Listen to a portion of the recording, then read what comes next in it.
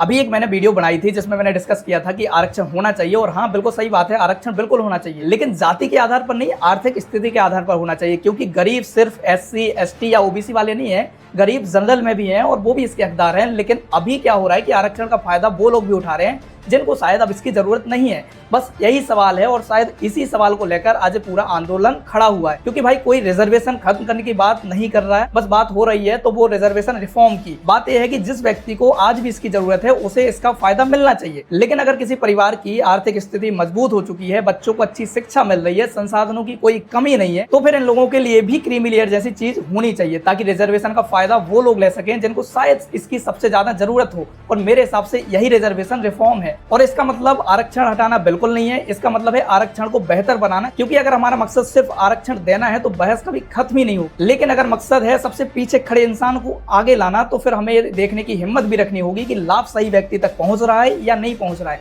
इसलिए इस आंदोलन को सिर्फ आरक्षण विरोधी आंदोलन कहना गलत होगा, लेकिन सरकार को रिजर्वेशन रिफॉर्म के बारे में भी सोचना चाहिए। और ये बहस आरक्षण बचाने या हटाने की नहीं होनी चाहिए, बहस होनी चाहिए कि आरक्षण का असली हकदार कौन है, किसको इसकी सबसे ज्यादा जरूरत है। अगर हम इस सवाल पर ईमानदारी से बात कर पाए तो शायद यही इस पूरे मुद्दे का सबसे बड़ा सुधार होगा। तो आपको क्या लगता है, रिजर्वेशन हटाना सही है या रिफॉर्म करना सही है? अपनी राय में कमेंट्स में जरूर बताइएगा।